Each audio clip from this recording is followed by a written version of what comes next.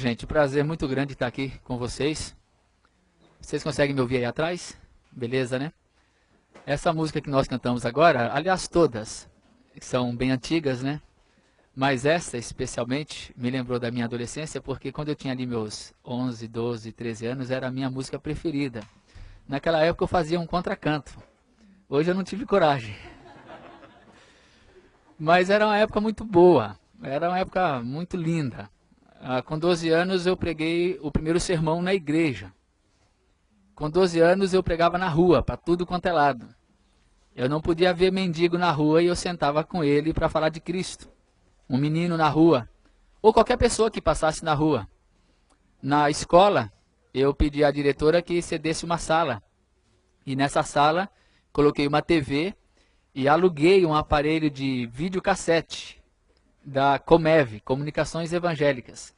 Porque naquela época nós não tínhamos esses aparelhos em casa. Era um aparelho bem grande e não tinha tanta facilidade de achá-lo. Não que eu seja tão velho, é que as coisas mudaram muito rapidamente.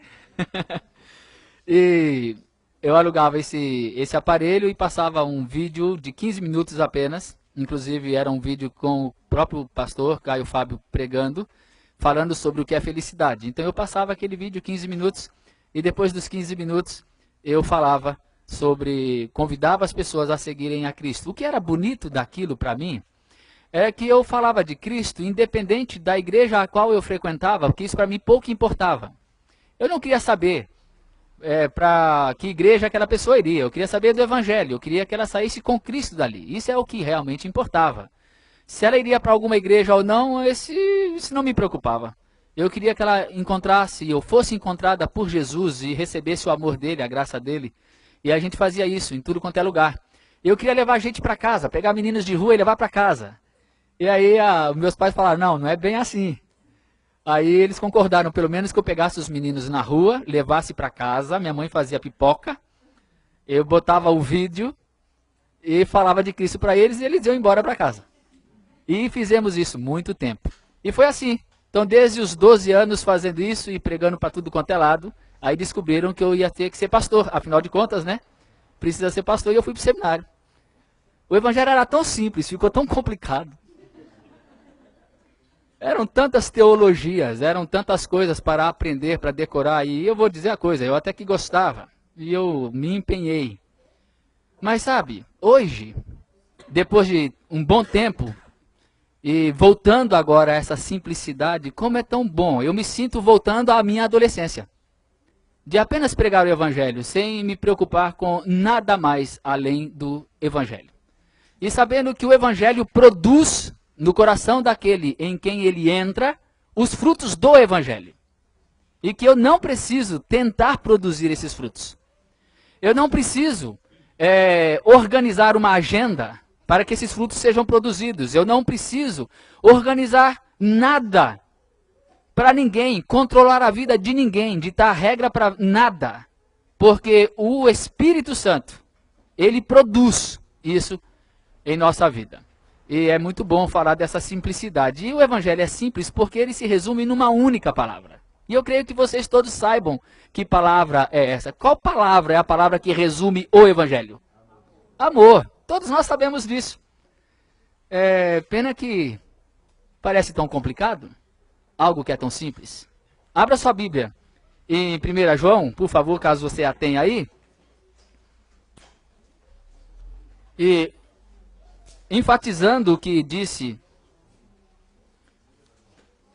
agora mesmo, a respeito da leitura do Evangelho, eu quero realmente incentivá-los a fazer isso mesmo, a ler o Evangelho. Ler não com os olhos de uma teologia, não com os olhos de uma religião, de uma denominação, mas ler com o coração. Ler em oração, ler para você, ler para a sua vida, ler pedindo graça do Senhor para fazer verdade em você aquilo que você lê, mesmo aquilo que você não entende. Que o Espírito faça valer como verdade existencial, prática, aquilo que você está lendo. Nós temos que levar a sério o que pregamos, de que é o Espírito quem realiza em nós a obra do Evangelho, e que ele faça assim com todos nós. Vamos ler 1 João capítulo 4, a partir do verso 7. Diz assim João: Amados, amemo-nos uns aos outros, pois o amor procede de Deus. Aquele que ama é nascido de Deus e conhece a Deus. Quem não ama não conhece a Deus, porque Deus é amor. Foi assim que Deus manifestou o seu amor entre nós. Enviou o seu Filho unigênito ao mundo para que pudéssemos viver por meio dele.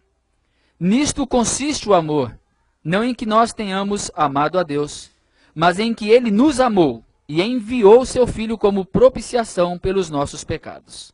Amados, visto que Deus assim nos amou, nós também devemos amar uns aos outros. Ninguém jamais viu a Deus. Se amarmos uns aos outros, Deus permanece em nós, e o seu amor está aperfeiçoado em nós. De fato, é muito correto dizer que o Evangelho todo se resume em amor, porque é assim mesmo.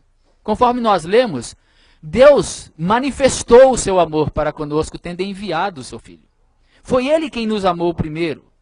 E esse amor foi revelado em toda a sua plenitude em Cristo, porque Deus amou ao mundo de tal maneira que deu o seu Filho unigênito, para que todo aquele que nele crê não pereça, mas tenha a vida eterna.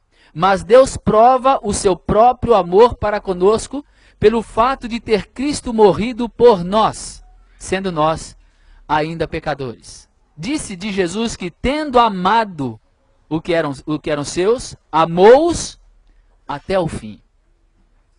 Jesus Cristo é a plenitude, a manifestação maior do amor. Portanto, o Evangelho todo se resume em amor. E aqui, conforme João nos coloca, parece uma coisa muito simples. Aquele que ama é nascido de Deus e conhece a Deus. Quem não ama não conhece a Deus, porque Deus é amor. Simples assim. Quem não ama não conhece a Deus, mesmo que conheça a Bíblia de capa a capa.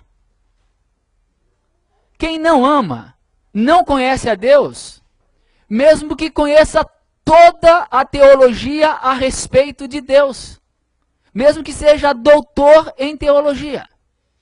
Quem não ama não conhece a Deus. Simples assim. Quem não ama, mesmo que conheça todos os mistérios, profetize a respeito das coisas mais complexas, mais escondidas, se não ama, não conhece a Deus. Aquele que não ama, não conhece a Deus, não mantém comunhão com Deus, mesmo que fale línguas, mesmo que entre em êxtase, mesmo que apresente manifestações que aos nossos olhos demonstrariam a nós uma pessoa com uma enorme comunhão com Deus. Se não ama, não conhece a Deus. Quem não ama, não conhece a Deus, mesmo que faça todas as melhores obras de caridade que se possa fazer. É muito simples, gente. Quem não ama, não conhece a Deus e não mantém comunhão com Deus. Não recebe graça de Deus. Porque somente aquele que vive no amor do Evangelho é aquele em quem Deus permanece, conforme João acabou de nos falar aqui. Que aquele que ama permanece em Deus e Deus permanece nele e é aperfeiçoado no amor de Deus. Portanto, sem amor não existe comunhão com Deus. Mesmo que você venha aqui todos os domingos. Mesmo que você ore todos os dias. Mesmo que você jejue. Mesmo que você faça vigílias de oração. Não há comunhão se não há amor. Da mesma forma simples, aquele que ama é nascido de Deus, mesmo que não o chame de pai. Aquele que ama conhece a Deus, mesmo que seja analfabeto. Aquele que ama, conhece a Deus, mesmo que não saiba dar a menor explicação a respeito de Deus. Aquele que ama, conhece a Deus. Porque o amor procede de Deus. Não há amor que não venha de Deus. E o amor é o único que vai permanecer. Tudo mais passará, mas o amor jamais acabará. Parece tão simples, e é assim, tão simples, que nós não conseguimos acreditar que seja tão simples. Não é possível que seja assim tão simples que aquele que ama é nascido de Deus. Que aquele que ama conhece a Deus sem que haja necessidade de nada mais para que testifique este conhecimento e esse nascimento que não seja apenas o amor. E como nós achamos que essa simplicidade é demais para nós, nós complicamos tudo. E precisamos então estabelecer novos critérios que não foram estabelecidos pelo próprio Cristo, pelo próprio Evangelho. E é estranho o fato de que Jesus disse que nós deveríamos ser conhecidos como discípulos dele pelo amor. Nisto conhecerão que vocês são os meus discípulos, se vocês tiverem amor. Como é que Jesus será conhecido no mundo? É pelo amor. Pelo amor manifestado por aqueles que amam. E que por isso, por amarem, são nascidos de Deus. E que poderão andar pelo mundo manifestando a graça do Evangelho sem usarem a palavra Deus ou a palavra Jesus. Porque as igrejas, as religiões estão repletas do nome de Jesus e do nome de Deus, mas falta a elas aquilo que deveria identificá-las como de Cristo, o amor. É simples. Observe o mundo e você vai conseguir identificar diversos grupos religiosos por algumas características peculiares a eles. Assim você pode definir um grupo A, B e C por causa da teologia que pregam, por causa de algum costume que têm, por causa de alguma regra que seguem, por causa de alguma doutrina específica que deu até o nome àquele grupo. As pessoas são identificadas como igreja, não por aquilo que elas deveriam ser identificadas, mas por aquilo que não deveriam ser identificadas, que são, na verdade, a prova da falta de amor, da exclusão, a união daqueles que se excluem dos demais, a união dos iguais, que não podem conviver com pensamentos diferentes.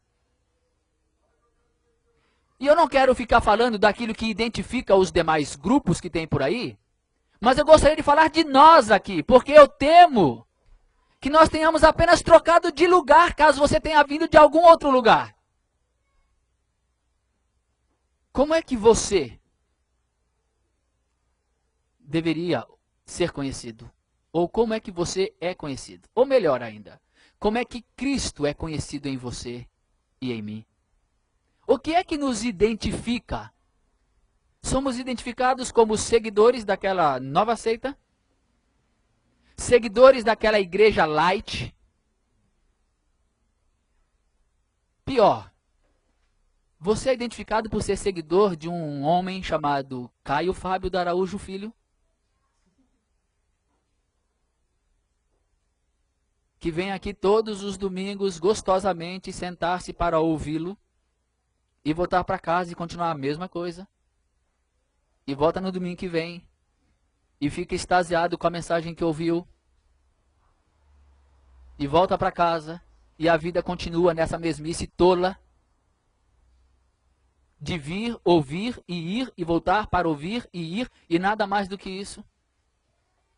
Você e eu não deveríamos ser apenas conhecidos na comunidade onde vivemos, onde trabalhamos, na família com quem convivemos, por sermos pessoas amorosas. Não era isso que deveria nos identificar? E eu não estou me referindo a práticas, a ações de amor que são organizadas pelo grupo. para que então se dissesse que esse grupo ama. Não é nada disso. Não estou falando de uma organização que estabelece ações de amor para que então a comunidade, a região, o bairro saiba que ali existe uma igreja de amor. Não é isso. Estou falando daquela ação de bondade, de misericórdia, de compaixão diária, que acontece todo dia, que a gente vê dentro de casa, que os nossos filhos nos identificam, não por pais perfeitos que acertam em tudo, mas por pais que os amam de verdade e que manifestam isso. Que maridos e mulheres demonstrassem, nós aqui, maridos e esposas, demonstrássemos amor verdadeiro um pelo outro. Não da perfeição que jamais erra em nada, mas daquele amor verdadeiro, genuíno, que se apresenta em atos verdadeiros de amor. Não era assim que os nossos vizinhos deveriam nos conhecer, que os nossos amigos de trabalho deveriam nos conhecer, porque aquele que ama, este é nascido de Deus. Não importa se ele vem aqui ou não. Não importa se ele está a cada domingo aqui ou não, ou se ele está ali, acolá, ou se ele não está em lugar nenhum, está lá na floresta, não interessa. Aquele que ama, simples assim, é nascido de Deus. E conhece a Deus. Mesmo que todo mundo diga que isso não seja assim. Agora observe bem o que acontece. Nós mudamos tudo. E passamos a identificar comunhão com Deus, intimidade com Deus, com base em outras coisas. Por exemplo, na cabeça de muitas pessoas, na atitude de muitas pessoas e de muitos grupos, comunhão com Deus tem a ver com a correção moral. A prática correta das ações corretas de uma moral perfeita. E aí então as pessoas vão avaliar intimidade com Deus para com aquilo que aparentemente se apresenta como uma vida santa. E muitos barganham com Deus, embora Paulo tenha mais de uma vez dito que nenhuma pessoa será justificada diante de Deus pela obediência à lei. Então, nós deveríamos olhar mais para a questão do amor, e se houvesse uma medida para a santidade, essa medida não seria os atos corretos, as ações morais corretas de acordo com o padrão estabelecido, mas seria o amor. Quem é mais santo? Aquele que mais ama. Não é aquele que mais acerta, é aquele que mais ama. Em muitos grupos e na cabeça de muitas pessoas, tem mais comunhão. É aquele que mais sabe a respeito de Deus, que mais debruça na Bíblia, decora a Bíblia, sabe de tudo de cor e salteado, estudou todos os catecismos, se empenha em saber e poder ensinar, pregar. Isso é sinônimo de comunhão, de intimidade. Quando o padrão não deveria ser esse. Deveria ser o amor. Quem é que mais conhece? Quem mais ama? Qual é a medida do conhecimento? O amor. E nós fomos colocando várias outras coisas no lugar. E tentando conquistar a comunhão com Deus. Tentando conquistar a intimidade com Deus. Baseado em coisas que nós não deveríamos buscar e que não produzem o que deveria produzir. Que nós gostaríamos que produzisse. O amor é que tem poder para produzir em nós aquilo que nós precisamos para vivermos em comunhão com Deus e uns com os outros. Todos os demais esforços são vazios de significado e não conseguem realizar isto. Eu estive conversando com um rapaz, quando lá estivemos na Nigéria, foi no último dia, esse rapaz veio angustiado, querendo conversar, e ele disse: pastor, eu queria que o senhor orasse por mim, uma oração poderosa, para Deus me livrar de pecados. E ele então confessou vários pecados, dos quais ele não conseguia se livrar. E ele estava fazendo jejuns, orações, vigílias para se livrar do pecado. E nada dava certo. E eu disse a ele que ele poderia jejuar a vida inteira. Que ele poderia orar a vida inteira, fazer vigílias a vida inteira, podia ler a Bíblia toda várias vezes. Ele não se livraria daqueles pecados se ele continuasse usando todas aquelas práticas e aqueles exercícios devocionais para barganhar com Deus, para conquistar pelo esforço da oração repetida, do jejum repetido, da vigília repetida, alcançar as graças de Deus. Enquanto ele não entendesse que o amor é que iria libertá-lo disso, e vamos falar mais sobre isso daqui a pouco. Jesus disse que é o amor que deve nos identificar. E eu pergunto, por que é então que nós não amamos? Por quê? Qual é a razão que nós não conseguimos amar como Jesus falou que nós deveríamos amar? Esse amor se revela, por exemplo, quando nós perdoamos 70 vezes 7. Por que que nós não temos condição? Por que é tão difícil para nós perdoarmos 70 vezes 7? Jesus disse, e sabendo que 70 vezes 7 não é para você contar todas essas vezes, mas se você quiser, vamos ser literalistas e vamos contar 490 vezes. Se você não quiser entender que é para sempre, tantas vezes quantas a pessoa pecar, tudo bem, então você faça a conta. Por que que a gente não perdoa 490 vezes? Mas Jesus, para tornar a conta mais fácil, ele disse, se alguém pecar contra você 7 vezes em um só dia, você deve perdoar. Você já pensou que loucura? A mesma pessoa pecar contra você 7 vezes num dia só. E Jesus fala que tem que perdoar. Aí os discípulos com muita propriedade diz, aumenta-nos a fé. Eu acho que era o que nós todos falaríamos aqui. Aumenta-nos a fé. Foi quando Jesus falou que quem tiver fé do tamanho de um grão de mostarda vai pedir a essa amoreira que se lance daqui ao mar e isso acontecerá. Fé do tamanho de um grão de mostarda não é para pedir a amoreira ou o monte que se joga ao mar. A fé do tamanho de um grão de mostarda é a fé que perdoa 7 vezes num dia só. Por que que a gente não perdoa 7 vezes num dia só? Jesus falou para nós não julgarmos. E por que é que a gente ama julgar? Por que que nós somos sempre bons e o outro sempre ruim? Por que que nós encontramos justificativas para todos os nossos erros? E temos uma dificuldade enorme para aceitar a justificativa do erro do outro. Jesus falou para nós amarmos os nossos inimigos. E nós queríamos que os nossos inimigos levassem uma boa de uma lapada. E se por acaso acontece uma coisa ruim com eles, a gente diz, a gente pode até não falar bem feito, mas que lá a gente fez, isso foi castigo de Deus.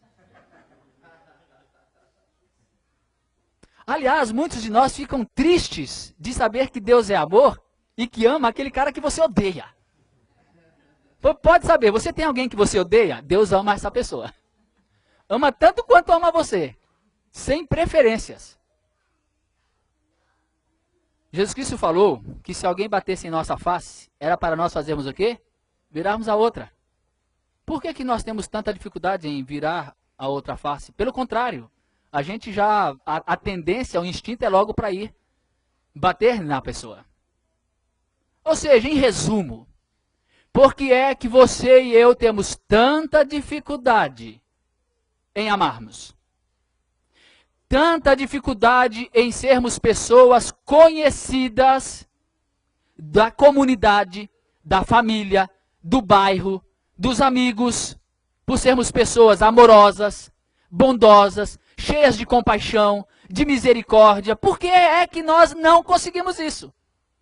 A explicação está aqui nesse mesmo texto, na sequência, no versículo 16. João explica isso.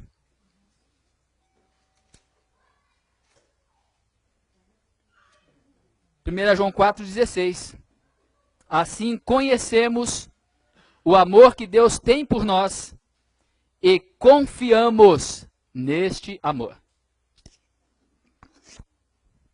Nós conhecemos o amor que Deus tem por nós e confiamos nesse amor. É esse o problema. Segundo o que eu entendo aqui. Nós conhecemos o amor que Deus tem por nós, mas nós não confiamos. Nós ouvimos falar muito sobre o amor de Deus, mas não acreditamos que seja verdade. Nós todos respondemos com uma facilidade muito grande aqui hoje, de que o Evangelho se resume em amor. Mas, infelizmente, são poucos de nós que de fato acreditam que isso seja verdade, para valer. Que isso não muda. Que é verdade mesmo que eu sou amado sendo o canalha que sou. Que é verdade mesmo que Deus me ama.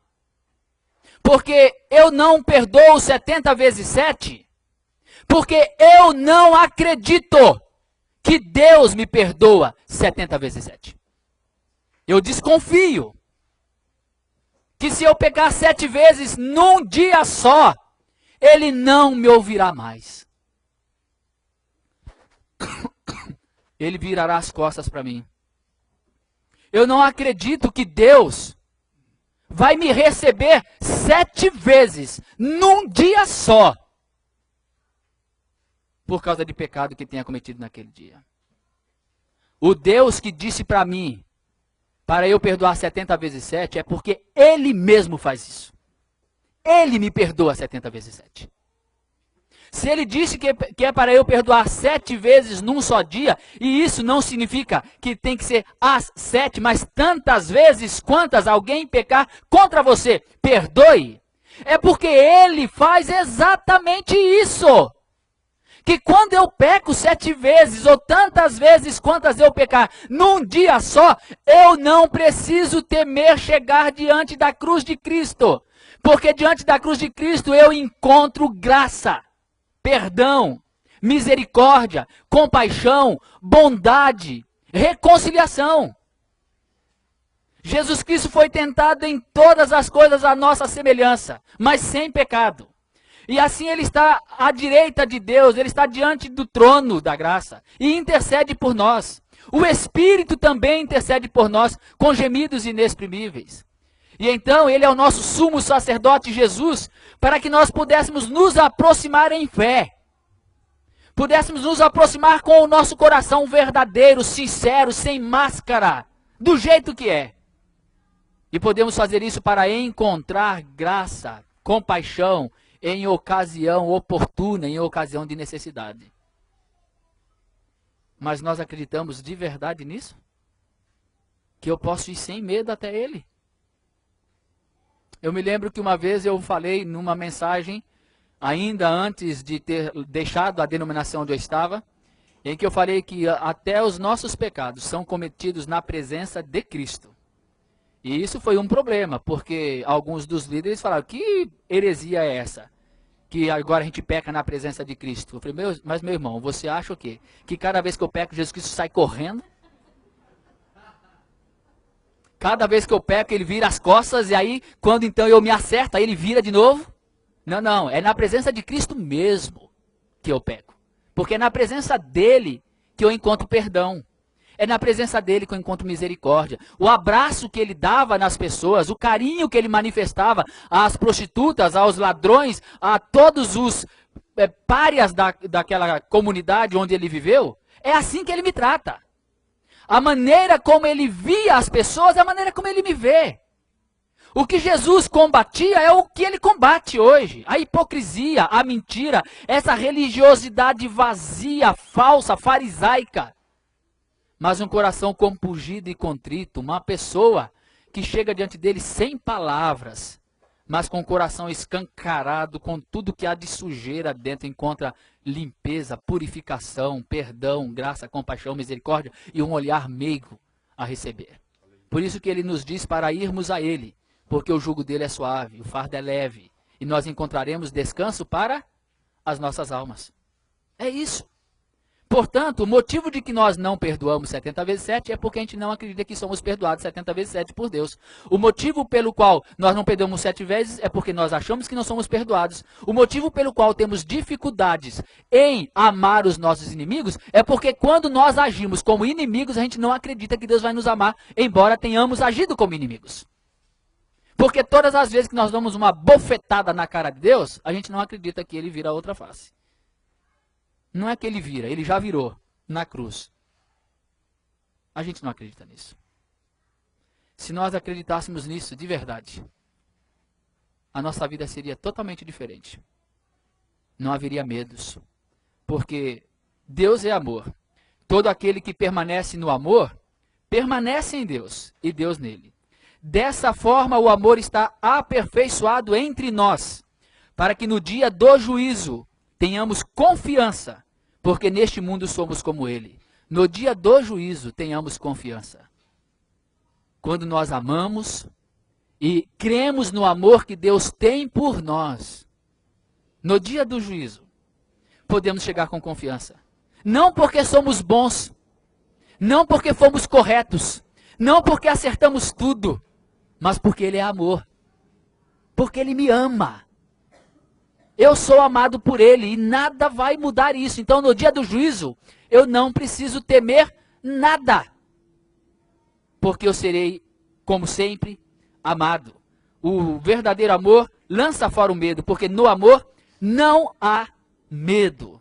Ao contrário, o perfeito amor expulsa o medo, porque o medo supõe castigo. Aquele que tem medo não está aperfeiçoado no amor. Então eu te pergunto, o que é que você e eu precisamos para dar significado à nossa vida? O que é que hoje você e eu procuramos como sendo aquilo que deva dar significado à nossa vida, para que a gente se sinta bem, para que a gente se sinta melhor, para que a gente se sinta valorizado?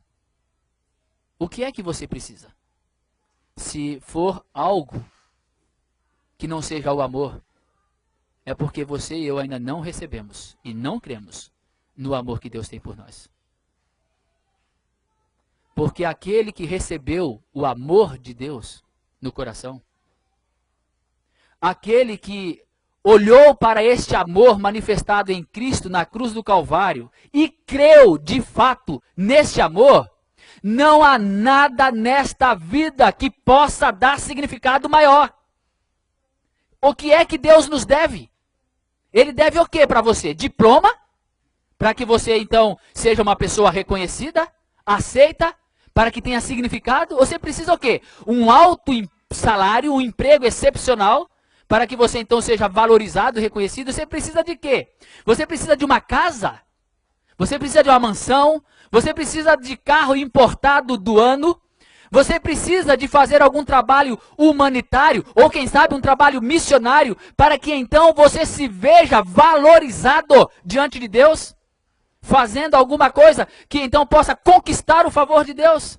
O que é que você precisa? O que é que eu preciso?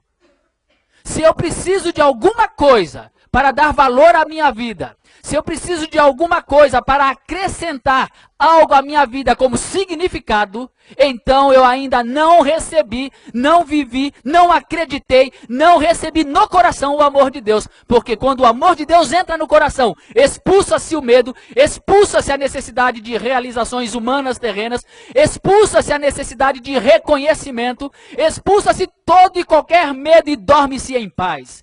É quando se realiza aquilo que diz nos Salmos: poderão cair 1000 de um lado, 10.000 do outro, e eu não serei abalado. Sabe por quê? Porque sou amado. O amor de Deus nos aperfeiçoa. O amor de Deus é derramado em nosso coração. A gente permanece em Deus e Deus permanece em nós. Então eu pergunto a você: qual é a coisa desta terra que pode ser maior do que Deus permanecer em nós e nós permanecermos em Deus? Nada. Portanto, tudo mais que você possa identificar como sendo algo que você busca para dar significado à sua vida, porque sem aquilo que você está buscando, ela não tenha o tal significado, é porque o amor não foi recebido ainda. Assim também a morte. Aquele que ama, não teme a morte. Aquele que recebeu o amor de Deus, não teme a morte. Pelo contrário, ele espera a morte. Não com desejo suicida, mas espera a morte como o privilégio de ser envolvido pela plenitude do amor, pela plenitude da vida. Isso é comunhão. Isso é intimidade com Deus. Nada mais. Tudo o mais deve ser resultado disto. E não o contrário. Não vamos fazer diversos exercícios espirituais a fim de conquistar essa comunhão. Mas nós praticamos esses exercícios espirituais de jejuns, orações e tudo mais por causa do amor que temos com Ele. E do amor que Ele tem para conosco, no qual nós cremos. Então, oração, jejum é comunhão. É o prazer de estar com aquele a quem amamos e por quem somos amados. E cujo amor é derramado em nosso coração. O mesmo se refere ao pecado. Você tem lutado contra o pecado? Lutado com todas as suas forças? Ah, meu irmão, você e eu não temos forças para lutar contra o pecado.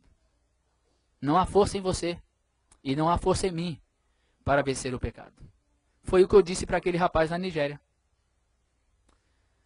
Se você crer que Deus te ama, como você é, do jeito que você está, aí então, o amor de Deus é derramado em seu coração. E o amor de Deus, e Deus permanecendo em você, e você permanecendo em Deus, expulsa o pecado que escraviza a gente. Não que não venhamos mais a pecar, porque carregamos conosco a natureza pecaminosa. Mas não seremos escravos do pecado. E o que é que fez isso? Foi por acaso o esforço próprio? As vigílias insuportáveis de pessoas desesperadas que não conseguem acreditar no amor de Deus? E que fazem o que fazem mais como um desejo, uma tentativa de conquistar esse favor de Deus? Quando a única coisa que deveriam fazer é acreditar que são amados e saber que isso é que vai colocar para fora, expulsar tudo mais, porque na cruz de Cristo, onde este amor é revelado, é manifestado, nesta cruz, todos os nossos pecados foram derramados, foram jogados fora, crucificados. Todos os nossos pecados foram lavados, foram pagos. Portanto, não resta mais sacrifícios pelo pecado. Eu gostaria que você e eu, essa noite, saíssemos daqui com essa questão para nós respondermos para nós mesmos diante de Deus. Porque essa não é uma questão que se responde para outro. Por isso que também é simples. Quem ama, conhece a Deus. E eu não tenho como julgar isso a seu respeito. E você não tem como julgar isso a meu respeito. Essa é uma questão entre nós e Deus. Portanto, quem ama, conhece a Deus. E é nascido dele. Quem não ama, não conhece. É simples assim. Quem resolve isso? Só Deus resolve. Cada um consigo e Deus apenas. Que Deus permita que nós sejamos conhecidos por sermos pessoas amorosas, pessoas bondosas, pessoas cheias de compaixão e de misericórdia. Que nós não sejamos identificados por agremiação. Que não sejamos identificados por seguirmos a alguma pessoa, a alguma instituição. Que nós não sejamos conhecidos por nada que não seja, ele é alguém que ama. Mesmo que não precisemos falar o nome Jesus ou Deus. Apenas amemos. Porque aquele que ama é aperfeiçoado. Bom, mas você pode continuar perguntando, mas como é que acontece esse negócio? É um passe de mágica assim e... Bom, eu posso lhe dizer qual é o resultado de quando você recebe o amor de Deus. Tudo isso que eu já falei e se revela numa coisa muito simples no dia a dia, que são gratidão. Todo dia. Um coração totalmente grato por causa do amor que nós recebemos. Todo dia acordar e dormir e passar o dia sendo muito grato a Deus pelo grande amor que Ele tem para conosco. Sendo grato a Ele por nos amar como nós somos. Sendo gratos por Ele já estar pronto a nos perdoar, antes mesmo de pecarmos. Por Ele estar pronto a andar conosco, mesmo que a gente queira se desviar do caminho. Por Ele estar pronto sempre a nos amar. Um coração grato. E ao mesmo tempo um coração submisso à vontade dEle. Porque se somos amados, todas as circunstâncias momentâneas da nossa vida são apenas um caminho que temos que trilhar. Mas que não nos separa do amor de Deus. Porque nem a morte, nem a vida, nem coisa do passado, nem do futuro, nada, nem altura, nada, poderá nos separar do amor de Deus que está em Cristo Jesus, nosso Senhor. Então, nós vamos ser submissos a cada dia. A tudo que aconteça, não importa o que seja. A gente sabe que são circunstâncias da vida, mas que Ele nos ama. E que aquele momento, por mais angustiante que ele seja, haverá de trazer à luz o amor dele por nós, no momento próprio. E se por acaso nos levará à morte, então foi a glória. Porque era o que a gente esperava, ser lançado no amor. Então, meus irmãos, a pior tragédia que por acaso alguém pensa que pode acontecer é a morte, então fique tranquilo que essa é a melhor coisa que pode acontecer. Nós estamos numa situação muito complicada quando recebemos o amor de Deus. Ou é viver aqui amados por Deus, ou sermos lançados na plenitude do amor e da vida na morte. Então tá tudo beleza. É como disse o apóstolo Paulo, eu estou aí num aperto, eu não sei o que é melhor, se é eu ir ou se eu ficar. É assim que é quem recebe o amor de Deus. E não precisa de mais nada, porque a vida vale a pena com o amor de Deus. E o resto é só coisa que é acrescentada. Você recebe benefícios, bênçãos, diplomas, carros, casas, empregos, promoções, namorado, namorada, filhos. Tudo isso é maravilhoso quando recebemos. Mas isso é muito melhor quando a gente sabe que tudo aquilo não acrescenta nada ao significado da vida. Apenas nos ajuda a ir e vir, nos ajuda a viver mais confortavelmente, nos ajuda em diversas questões. Mas é só isso. E se nós perdermos tudo, não tem problema. Porque o amor jamais acaba. Tudo pode passar, mas o amor não. O amor jamais passará. E um dia, nós viveremos esse amor em toda a sua plenitude. Vamos ficar em pé?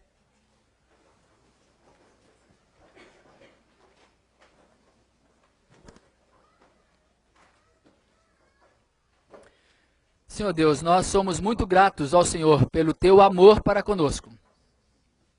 Obrigado porque o Senhor realmente nos ama. Obrigado porque o Senhor nos perdoa 70 vezes 7, infinitamente. O Senhor nos perdoa 7 vezes num dia só. Obrigado pelo teu cuidado, pela tua bondade, pela tua compaixão para conosco. Obrigado por Jesus que já pagou pela nossa redenção, já apagou os nossos pecados, todos eles, os do passado, os de hoje, os de amanhã, todos eles. Obrigado por isso, porque podemos viver sem medo. Obrigado porque podemos viver pacificados. Obrigado porque nós não precisamos tentar produzir nada, porque o teu amor derramado em nosso coração produz aquilo que só o amor pode produzir, que é amor, que é paz, que é pacificação, que é graça, que é bondade, que é misericórdia, que é gratidão, que é submissão. Obrigado por isso, Senhor. Ajude a cada um de nós aqui esta noite. para que nós sejamos pessoas que creiam no teu amor. Creiam com toda a força do nosso ser. Creiam e jamais nos desviemos dessa fé, dessa crença, dessa verdade de que somos amados. Que as circunstâncias da nossa vida não nos deixem perder a verdade de que o Senhor está conosco, mesmo quando parece que tudo está tão complexo, tão difícil, e que até parece que estamos abandonados. Ajuda-nos a entendermos e crermos e vermos, abra os nossos olhos da fé, para enxergarmos que maior é aquele que está em nós do que aquele que está no mundo. Ajuda-nos, ó Pai, porque somos homens incrédulos. Por isso, como aquele homem, nós clamamos, ajuda-nos na nossa falta de fé e derrama o teu amor em nosso coração, pelo teu Espírito, para que então nós possamos amar ao outro, amar ao próximo, e que o teu amor seja manifestado à nossa volta através da nossa vida. Nós oramos muito agradecidos em nome do nosso Senhor e Salvador Jesus Cristo. Amém. Amém.